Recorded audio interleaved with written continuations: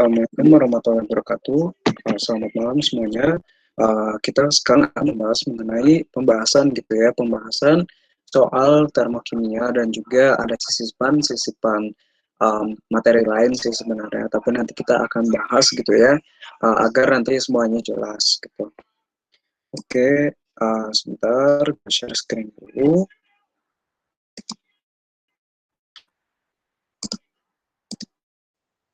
Oke, kita mulai dari soal nomor 3 dan 4 ya. Ini mengenai prinsip dasar tentang sistem periodik unsur. Nah, dan ini sering banget keluar gitu ya di Olimpiade Kimia itu sendiri. Jadi ini salah satu satu mana kalian bisa manfaatin dengan sangat baik gitu ya. Nanti biar nilai kalian juga besar. Oke. Nah, nomor 1 di antara unsur nih. Jadi kuat yang ion gitu ya. Jadi ion itu kan dibagi jadi dua kan, kation dan juga ada anion. Nah, plus 2 nih. Nah, dengan konfigurasi elektron yang seperti ini. Nah, kita ingin mencari unsurnya gitu. Nah, bagaimana sih cara mencarinya? Nah, berdasarkan susunan ini ya, susunan keperiodikan suatu unsur melalui teorinya Aufbau yang mana menggunakan energi gitu ya. Pengisiannya itu berdasarkan energi tertentu. Nah, jadi kalau misalkan ion dengan muatan plus 2, yaitu ion tersebut, jadi ada yang dilepaskan gitu. Misalkan apa? Misalkan adalah nih ya, A itu melepaskan 2 elektron gitu. A menjadi apa? A menjadi A2 plus ditambah dengan 2 elektron kayak gitu. Nah, di sini kita kan diketahuinya adalah konfigurasi elektron kan. Kita hanya mengetahui konfigurasi elektronnya, tetapi yang ditanya adalah unsurnya gitu. Nah, bagaimana caranya agar si duanya ini masuk kembali gitu ya? Agar kita bisa mengetahui unsurnya ya, dua ini harus ditambahkan dengan jumlah elektronnya gitu, agar kita bisa mengetahui letaknya gitu. Nah, ini kan 2 tambah 2, 4, 4 tambah 6, 10 tambah 2, 12 tambah 6, 18, 18 tambah 10, 28, ya kan? Berarti ada berapa nih? Kita harus mencari nomor atom gitu ya. Kita harus mencari nomor atom, berarti sama dengan 28 ditambah dengan 2 sama dengan 30 gitu. Jadi kita langsung cari aja atom yang mana dia letaknya itu bernomor 30 gitu.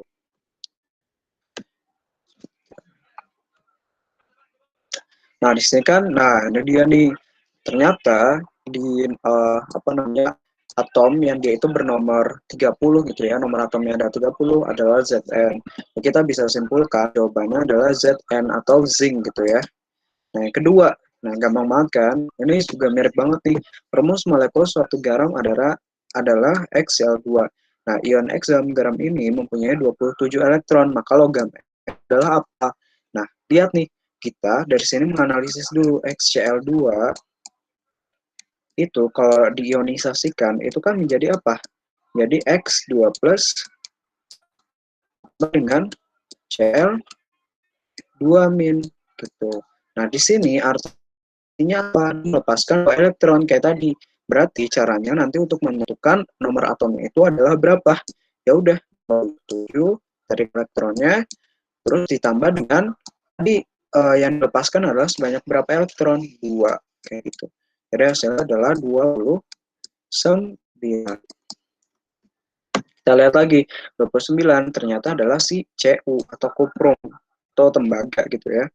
Nah, ini lagi langsung jawabannya adalah yang si D kayak gitu. Oke. Nah, kemudian di antara larutan dalam air berikut yang memiliki titik didih paling tinggi. Nah, ini mungkin ini sedikit mengenai konsep dari itu sendiri. Nah, ini sih nggak sulit sama sekali. Nah, yang kalian perlu paham ya di sini adalah kalian bisa mengionisasi dari senyawa ini kayak gitu. Nah, jumlah ionnya itu dikalikan dengan molaritasnya, sehingga nanti dapat berapa molaritas akhir itu. Kan di sini senyawa yang dapat terionisasi dengan baik kan.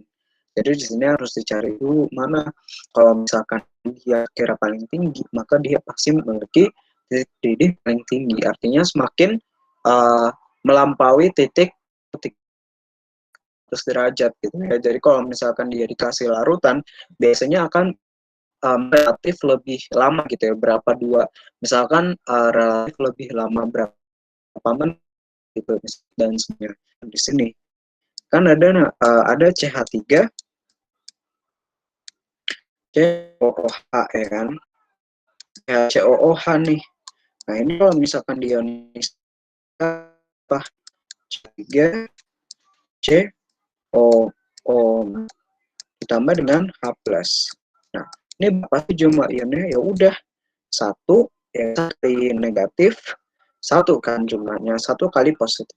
Berarti di sini jumlahnya adalah 2 gitu ya. Muatannya ada sebanyak 2. Kemudian ada HCl juga. HCl berarti diionisasikan menjadi H+ ditambah dengan L min. Nah, ini kan satu kali plus satu kali min minus ya kan. Lalu kali min anggapnya satu, kan jangan jadi minus gitu. Kita cuma pengen mengetahuinya doang gitu, berapa sih jumlahnya. Ada satu dari positif dan satu ada dari negatif gitu maksudnya. Kemudian ada H2SO4 ini ya. Kalau misalkan dia diionisasikan jadi 2H+ tambah SO4 2 min gitu. Nah di sini kan 2 kali, nah muatan positif berarti ada 2 kan, 2 tambah 1 gitu ya. Berarti di sini adalah 3. Kemudian ada juga 3PO4 sam fosfat gitu. Nah ini diionisasikan jadi 3H+ ditambah dengan PO4 3 min gitu. Jadi hasilnya berapa? 3 tambah 1 4 kayak gitu.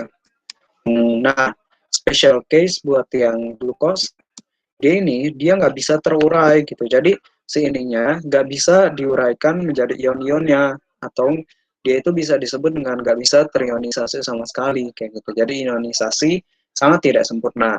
Nah dia itu dianggapnya 1. Nah sekarang tinggal dikalikan aja. 1 dikali dengan jumlah muatannya adalah 2 molar gitu kan, jadi 2 molar. Yang kedua 1 dikali dengan 2 gitu ya, jadi 2 molar juga. Dan itu 3 nih, berarti 1 kali 3 molar. Kemudian molar. Kemudian 1 molar kan, karena tadi dianggap 1 gitu. Kayak gitu. Karena bisa ionisasikan. Jadi jawabannya yang D ya. Gitu. Kemudian nomor 5 itu kalor pembentukan timbal karbonat adalah 99 per mol. Nah, persamaan reaksi yang tepat untuk proses tersebut mana. Nah, jadi di sini kita kan karena dia itu pembentukan ya, kita cari yang dia itu gitu. Kan adalah reaksi yang reaksi dari senyawa yang dia sifatnya adalah kompleks gini aja, kompleks jadi pecahannya. Nah ini bukan pembentukan dari coret. Kemudian yang D ini juga sama, kan saja. Nah tersisa yang ini kan dari senyawa-senyawa yang sederhana akhirnya membentuk suatu senyawa yang kompleks. Nah di sini kalau misalkan pembentukan ini delta H itu buat besar, artinya N-nya 1 mol, bukan 2 mol. Jadi kita harus ingat nih koefisien, dia itu menentukan berapa sih jumlah molnya. Karena dia itu ada 2 di depan PbCO3, artinya PbCO3 ini 2 kali PbCO3 ini dia ada 2 mol. Nah seharusnya kan cuma 1 mol. Nah ini dicoret. Kemudian yang A nih, lihat yang A. Apakah dia sama gitu ya antara kanan dengan yang kiri? Apakah udah setara? Pb-nya kita lihat setara, C-nya kita lihat setara juga. Tapi O-nya di sini O3 dan di sini ada O2. Makanya kita langsung dicoret. karya itu nggak sempurna gitu, maksudnya bukan penyelesaian akhirnya. Nah di sini yang terakhir berarti ini jawabannya sih gitu, teknik eliminasi itu penting banget. Nah PB ditambah dengan C ditambah dengan 3/2 dari O2, jadi PB-nya udah satu kan, C-nya juga 1, 3/2 dikali dengan O2, 3 kalinya dari O gitu, jadi ini benar ya, 3 kalinya dari O, jadi ini B gitu. Nah yang lain yang salah kayak gitu. Oke, berkaitan dengan teori asam basa, kita review lagi mengenai materi ini. Asam lemah dia mempunyai nilai tetap disosiasi Ka itu adalah 1 kali 10⁻⁷. Di antara pernyataan berikut yang benar untuk kelarutan 0,4 dalam air adalah berapa gitu ya. Nah, jadi di sini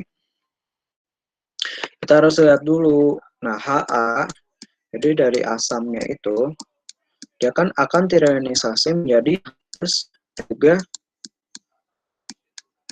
A- gitu. Nah, tapi di sini itu nggak signifikan gitu. Artinya apa? Dari proses dia itu dari Ha dia itu berubah menjadi H+, dia itu nggak signifikan karena apa? Ditandai dengan Ka-nya. Nah, itu menunjukkan bahwasanya dia adalah asam lemah. Jadi Ha-nya ini akan sangat sulit gitu untuk mengionisasikan diri menjadi H+ dan juga A- gitu, karena Ka-nya kita dilihat di sini cukup kecil banget kan. Artinya semakin susah dia buat dapetin H+-nya gitu, walaupun nanti ada beberapa yang menjadi H+ gitu. Nah, untuk 0,3 molar Ha, oke. Nah, nomor 1 itu kan Ha lebih besar daripada A. Ini benar nggak sih? Benar. Tadi kan udah di. Jadi di sini makanya adalah dina gitu. Kita bisa tahu bahwasannya itu menunjukkan bahwasannya si asamnya itu artinya ini yang ingin diionisasikan menjadi amida ini akan sangat sulit gitu. Artinya apa? Konsentrasi ini akan jauh lebih besar daripada konsentrasi yang ini. Jadi ini jumlahnya si A- itu lebih sedikit dibandingkan dengan konsentrasi dari si A-nya. Jadi ini benar ya, karena ditandai oleh memang dia itu sifatnya itu senyawanya asam lemah. Nah yang kedua, ini benar juga dong, karena emang rumusnya untuk asam lemah itu adalah plus ya akar dari C atau M gitu ya dikali dengan Ka. C itu di sini adalah concentration atau konsentrasi, bisa juga diganti dengan Ha gitu ya, dengan konsentrasi dari asamnya gitu. Setengah di sini maksudnya adalah akar gitu. Oke, nomor 2 juga benar. Kemudian kita lanjut ke nomor 3. Apakah nomor 3 juga benar? Nah, apakah OH-nya lebih besar daripada A-nya gitu? Nah, kita ini langsung kita tahu kan hubungan antara kesetimbangan basa air gitu ya, kesetimbangan A gitu. Nah, 10 minus 14 sama dengan H plus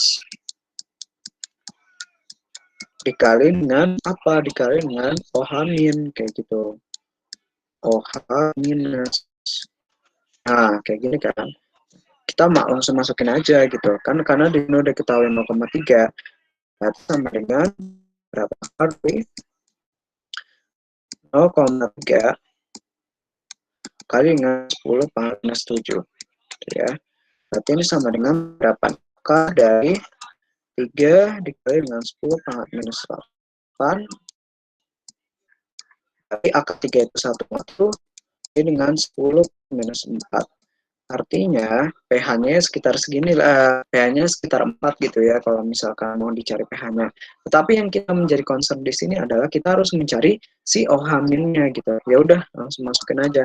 10 minus 14 sama dengan 10 pangkat minus 4 gitu aja. Nggak usah ditulis 1,7-nya karena itu nilainya nggak signifikan atau nilainya kecil banget kan. Kita harus tahu aja gitu. Nah, H-. Nah, ini kalau misalkan dicoret adalah H- ya. Itu adalah setengah 10 kayak gitu. Apa sih kesimpulannya dari sini? Apa sih kesimpulannya dari sini ya? Jadi si OH-nya apakah dia itu lebih besar daripada A- ya? Nah, ini jawabannya adalah belum tentu gitu. Kita juga harus mengetahui, sebenarnya kita harus mengetahui si A-nya itu berapa gitu ya. Yang itu dia jauh lebih sedikit, atau di dalam hal ini kita bisa asumsikan bahwasannya dia itu nilai sama besar dengan H plus gitu. Jadi nilainya adalah 10 4 minus 4.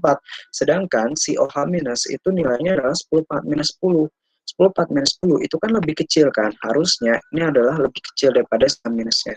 Ini jadi salah gitu ya. Jadi pernyataan benar adalah 1 dan 2 aja kayak gitu. Oke, lanjut. Nah, Nah, diketahui nilai H3 1,8 kali 10 minus 5. Ini dulu. Oke. 10 minus 5 KaC2H3O2 adalah 1,8 kali 10 minus 5. Nah, ini dua-duanya sama. Ka sama dengan Kb-nya. Nah, ini kebetulan NH3 itu merupakan basa lemah. Nah, ini juga merupakan asam lemah gitu. Nah, ini adalah pencampuran antara asam lemah dan juga basa lemah. Artinya kalau misalkan ditemukan bahwasanya Ka-nya sama dengan Kb, nah ini otomatis pH-nya itu dengan netral atau sama dengan 7,0 gitu. Gampang banget kan? Asal kita itu ngerti konsepnya, itu bisa langsung ke jawabannya. Oke, jawabannya adalah 0. Kemudian, nah ini juga nih agak dikit ya. Kalau misalkan kelarutan, intinya kalau misalkan kelarutan itu berkaitan dengan kalau misalkan di dalam kehidupan sehari, kalian misalnya buat ini gitu, memasukkan ke dalam kopi gitu untuk memberikan apa gitu ya, ya untuk memberi tambahan pada kopi itu gimana sih besarnya gitu ya. Bagaimana dia bisa menyatu dengan air dalam periode atau waktu tertentu gitu ya. Nah, itu disebut dengan kelarutan gitu. Maksudnya seberapa seberapa si kopinya itu bisa bercampur dengan gula yang sudah ditambahkan kayak gitu. Jadi di sini intinya adalah kelarutan paling besar adalah KSP yang paling besar nilainya. Kita di sini bisa lihat nih. Jadi kita abaikan aja sebenarnya nilai yang ini 9, 1, 2, dan sebagainya, bla bla. Ini diabaikan aja gitu. Nah, kita lihat yang belakangnya aja. Karena di sini nanti nggak signifikan hasilnya. Jadi nggak usah. Nah, di sini adalah 10 4 minus 13. 10 4 minus 10, 10 4 minus 9, 10 4 minus 12, dan juga 10 4 minus 33. Nah, di sini yang paling kecil adalah yang ini. Nah, pangkatnya, tapi besar yang mana? Yang pangkatnya itu paling kecil, kan negatif. Makin besar pangkat negatif, maka nilainya tuh, sedangkan kalau di SMART nilai pangkat negatif, maka nilainya akan semakin besar. Jadi kayak kebalikannya gitu. Jadi coba B gitu ya. Oke. Kemudian entalpi pembentukan standar atau delta HF formation, or yang biasanya disebut dengan formation enthalpy. Nah, ini adalah minus 699 kJ per mol. Pernyataan sama termokimia yang paling tepat untuk proses tersebut adalah yang mana? Jadi, ya udah sama aja sih. Kalau misalkan dia itu pembentukan, kita harus ingat kalau misalkan dia memang nilainya negatif ya. Nilainya negatif, delta HF itu dia bernilai negatif, dan apa? Dan dia itu 1 mol gitu, bukan 2 mol nih. Jadi bisa langsung dicoret aja yang ini ya, karena koefisien itu jelas menunjukkan jumlah molnya. Kemudian yang ini juga sama kan, dia itu bukan pembentukan, dia itu adalah penguraian. Yang E juga sama, ya ini bisa langsung dieliminasikan saja. Yang mana nih yang kira-kira udah setara reaksi, udah bisa. Jawabannya adalah yang si B ya kan, karena dia itu menunjukkan satu persamaannya setara juga dan delta HF itu minus gitu ya. Oke, jadi jawabannya yang B. Kemudian nomor 9, perhatikan termokimia B. Nah, sama mereka tidak benar. Nah, ini nih kalau misalnya 4, ini 0. Jadi delta H-nya ini untuk berapa? Untuk ya 4 mol dari HL. Ini harus diingat gitu ya. Jadi koefisien itu menunjukkan jumlah molnya. Nah, jika delta HF adalah delta H adalah 2,4. Betul ya, dia karena kalau misalkan dia itu suka, nilainya itu akan berubah juga, negatif akan berubah menjadi positif. Kemudian 4, ikatan HCl lebih kuat dibandingkan dengan 4 ikatan dalam H2 dan juga Cl2 gitu. Ini juga apa namanya benar juga ya, karena kan ini apa namanya kalau ada hidrogen yang berikatan dengan senyawa halogen itu kan makin stabil kan, akan lebih susah untuk diputus gitu. Jadi ini benar ya, lebih kuat. Ini pengetahuan aja gitu ya. Kalau misalkan dia semakin ke kanan gitu ya, semakin menuju ke golongan apa namanya golongan yang ini gas mulia itu, kalau misalkan ada suatu reaksi maaf apa namanya ada suatu ikatan gitu yang terjadi, itu biasanya akan lebih stabil gitu. Nah, delta H akan bernilai minus 92,4 juga bila HCl dihasilkan berwujud cair. Nah, ini boleh. Kenapa? Karena kalau misalkan wujud itu mengaruhi loh. Jadi delta H-nya itu kalau misalkan dia fase gas itu tidak sama dengan fase liquid gitu. Nah, ini harus diketahui nih. Gas itu tidak sama dengan fase liquid kayak gitu. Nah, ini jadi nggak boleh kita langsung berasumsi bahwasanya besar itu sama-sama aja, padahal wujudnya itu berbeda. Wujudnya itu juga mempengaruhi nilai dari delta H-nya. Nah, kemudian yang D sebanyak 23,1 kilojoule kalor akan disediakan 1 mol gas HCl. Nah, ini kan 4 ya, jadi kita langsung bagi aja sih. Untuk mendapatkan 1 molnya ya 192,4 dibagi dengan 4, atau ya sekitar minus 23,1. Kemudian pembentukan gasnya adalah 3,1. Ini juga benar gitu ya. Jadi jawabannya yang salah gitu kan, karena diminta yang tidak benar. Jadi pernyataan yang salah adalah perhatian yang C. Kemudian nilai entalpi. Nah, ini juga apa namanya sering di ini sih, walaupun ini cuma muncul 2 soal gitu ya. Ini belum dibahas di video yang sebelumnya, tetapi gue bakal bahas di sini secara singkat aja ya. Nah, intinya di sini nilai entalpi pembentukan delta H F untuk H2O adalah gimana? Jadi intinya kan formation ya. Formation adalah pembentukan. Kalian harus tahu nih apa sih yang dia itu gimana caranya biar kita bisa membentuk H2O. Jadi H2O itu kan disusun jadi apa? Ya H2 ditambah dengan setengah O2 menjadi apa? Menjadi H2O kayak gitu ya. Nah, setengah kali dengan 2 H2O kan benar gitu. Nah, rumusnya adalah kalian itu mengalihkan koefisien yang di depan. Jadi untuk entalpi pembentukan ini adalah rumusnya untuk yang pembentukan ya, ini untuk formation, untuk formation ini adalah sigma dari kanan dikurangi dengan sigma dari kiri. Jadi kita mengalihkan antara koefisien di depan dengan ininya, energi ikatannya kayak gitu. Nah, ya udah. Ini tinggal dicari aja gitu ya, H2O. Nah, H2 itu sebenarnya bisa dijabarin jadi gini, H dengan H. Kemudian O2 itu setengah O rangkap O gitu ya. Nah, perlu diketahui dia itu lengkap kalau misalkan O2. Tapi kalau di dalam H2O dia itu berbentuknya kayak gini. H O H gitu, karena dia memiliki 2 tangan gitu ya. 2 tangan yang kosong gitu. Nah, jadi di sini ya udah tinggal ini aja. Ini kan berarti ikatannya OH ya kan? Sorry. Ya gitulah. OH dengan OH kali ikatan OH. Nah, ini adalah ada setengah kali ikatan O dengan O, dan ini ada H dengan si H-nya. Ya udah tinggal kita hitung aja. Berarti kanan dikurang kiri ya. Jadi kali dengan si dengan H itu ada 7 gitu ya. Dikurangi dengan ini si H-nya gitu. H dengan H itu adalah 432. 432 ditambah dengan setengah kalinya isi O 40 5 kayak gitu.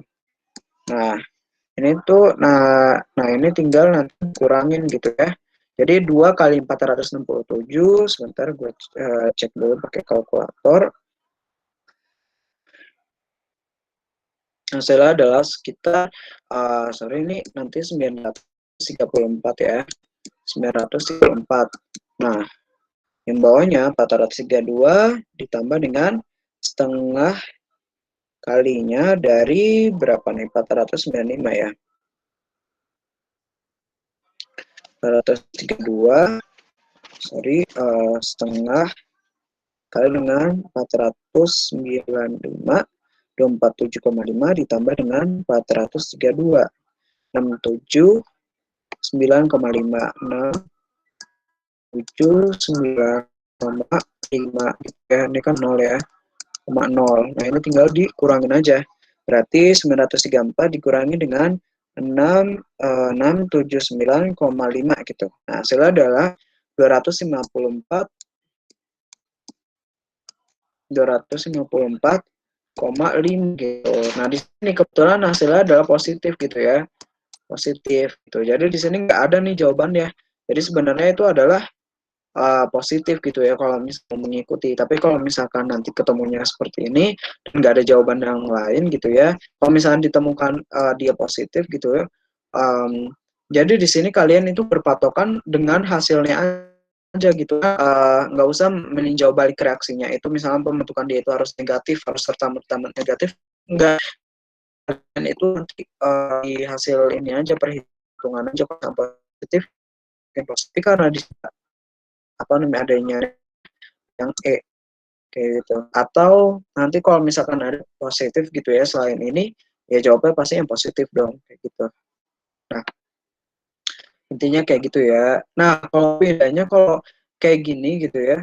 Nah, perbedaannya di sini adalah nanti perbesar adalah kita harus mengurangi yang kanan juga gitu kan. Ini kan pembentukan juga nih jauhnya. Entalpi pembentukan artinya apa? Entalpi pembentukan yaitu adalah kanan dikurangi dengan kiri lagi. Nah, tapi sekarang kita harus membentuk apa namanya reaksinya kayak gitu. Ini kita harus membentuk reaksinya terlebih dahulu gitu ya. Oke, ini kan berarti C dengan C ya. Berarti kayak gini. C, C, H, H gitu ya. H, H. Nah, ditambah dengan CL, CL. Jadi apa? Jadi C dengan C. Ini CL dengan CL. H, H, H. Dan juga ada H gitu ya. Nah, nanti di sini kan ada ikatan rangkap dua. Di sini udah ada nih, hasilnya adalah 614. Jadi ya udah, di sini nanti 614 di C-nya dengan H kan ada sebanyak 4 kan, berarti 4 kalinya dari C itu, atau 4 kali dengan 413 ditambah dengan CL dengan CL, berarti CL dengan CL adalah 244 untuk sisi kirinya. Sedangkan yang sisi kanannya gimana? Ya udah, C-nya dengan C, berarti C dengan C itu berapa? 348. Di 348. Kemudian C dengan H-nya ada 1, 2, 3, 4 gitu ya. Ada 4 gitu. Ya udah ditambah dengan 4-nya juga gitu. 4 kali dengan si C dengan H-nya. Jadi di 4 kali 413 juga. Nah, kemudian C dengan C-nya tadi udah ya. Berarti ada ditambah dengan 2 kalinya dari CL. 2 kalinya dari si CL-nya. C dengan CL gitu ya. C dengan CL ada 2 C dengan CL. Berarti 328. 2 kali dengan 2 8 gitu. Nah ini nanti tinggal disederhanain aja 4 ini kan sama ya, bisa dicoret gitu antara satu sama lain. Nah sekarang nanti kita tinggal mengurangkan gitu antara sisi kanan dengan sisi kirinya. Berarti 2-nya dari 328 ditambah dengan 308 dikurangi dengan 614 244 kayak gitu. Nah, ini ya gini ya. Jadi dengan 328 kali dengan 2 berarti 696 ya. Ditambah dengan 300 kurang dengan 614 dikurangi dengan 200. 614 ditambah dengan 204. 858. Kita rem 858. Sekarang tinggal dijumlahin aja. 656 ditambah dengan 348 dikurangi dengan 898. Hasilnya adalah 146. Kayak gitu. 148 146 kayak gitu sih. Jadi kanan kurang kiri aja gitu ya. Oke deh. Aja sih sebenarnya. Oke, kita selesai ya pembahasannya malam ini. Oke. Nggak mau gerak sih.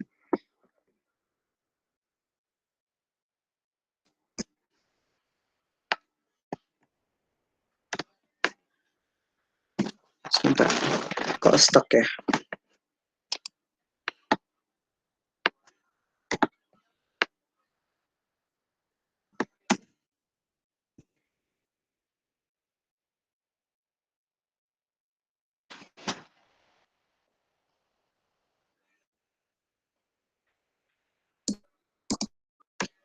Oke deh. Apa namanya? Sekian ya untuk materinya gitu terkait dengan apa namanya termokimia itu sendiri. Nanti pelajari lagi gitu ya mengenai konsep-konsep dasarnya sehingga kalian bisa mengerti lebih dalam. Oke, sekian dari gue. Wassalamualaikum warahmatullahi wabarakatuh.